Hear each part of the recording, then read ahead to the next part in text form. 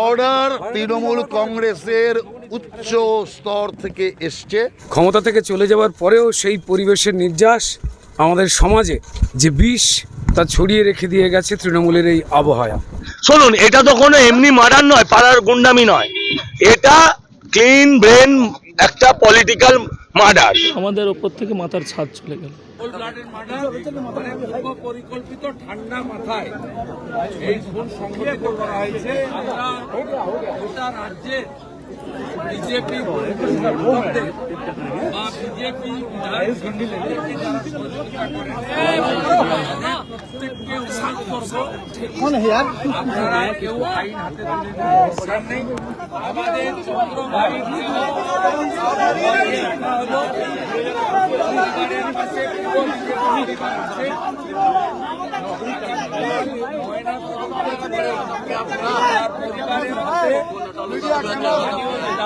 এবং আমি থেকে আমরা হস্তান্তর করব।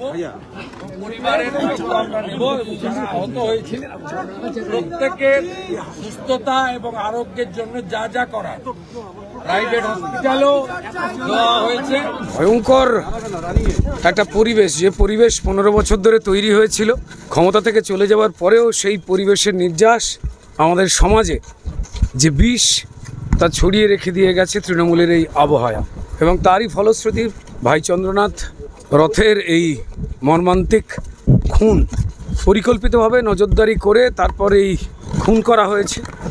কারণ চন্দ্রনাথ রথ কখনো কোনো রাজনৈতিক ব্যক্তি নন, তিনি শুভেন্দুবাবুর বিধানসভা এবং সরকারি কাজের আত্মসহায়ক ছিলেন। যে মানুষ রাজনীতির মঞ্চে কোনোদিনই ওঠেন না, কেবলমাত্র শুভেন্দু অধিকারীর কাছের লোক বলে তাকে পরিকল্পিতভাবে এই খুন করা হলো। তার সঙ্গে কে বা কারা জড়িয়ে রয়েছে এই পশ্চিমবঙ্গের মানুষ তারা বুঝতে পারছেন, জানেন, আলাদা করে বলবার কোনো কিছু নেই। স্থানীয় হোক আর যা হোক, বর্ডারটা কে দিয়েছে সেটাই তো হচ্ছে ব্যাপার। অর্ডার কে দিয়েছে? অর্ডার তৃণমূল কংগ্রেসের উচ্চ স্তর থেকে এসছে এবং যে জাতীয় ভাড়াটে খুনিদের লাগানো হয়েছে অত্যন্ত দক্ষ, অতএব এদের লাগাতে প্রচুর পরিমাণ অর্থ ব্যয় হয়েছে। অতএব পরিষ্কার এটা জানা যাচ্ছে যে সাথে তৃণমূল কংগ্রেসের হাত, যে সন্দেহ মানুষ করছে এটা অমূলক নয়। আমাদের গৃহমন্ত্রী বলেছে এই জাতীয় যারা ঘটনা ঘটাবে তাদের উল্টো করে টানিয়ে দেবে। অতএব উল্টো করে টানানোর কথা যখন বলেছি তখন উল্টো করেই টানানো হবে, কিন্তু যাই হবে আইন মোতাবেক হবে।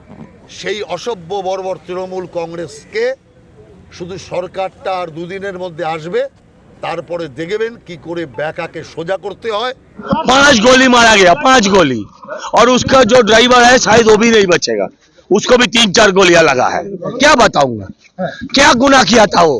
শুনুন, এটা তো কোনো এমনি মার্ডার নয়, পাড়ার গুন্ডামি নয়, এটা ক্লিন ব্রেন একটা political murder, it's a political assassination. আমাদের বড় ভাই যা কিছু ইনস্ট্রাকশন দাদাই দিতেন, সব কিছু। কোনো প্রবলেম হলে দাদাকেই ফোন করতেন, দাদা এই প্রবলেম কী করবো, ওই প্রবলেম কী করবো, দাদাই সলিউশন দিয়ে দিত। আমাদের ওপর থেকে মাথার ছাদ চলে গেল। শাস্তি হোক, কড়া শাস্তি হোক, কারণ এটা ছোটোখাটো কোনো ব্যাপার নয়, একই এলাকার বাসিন্দা।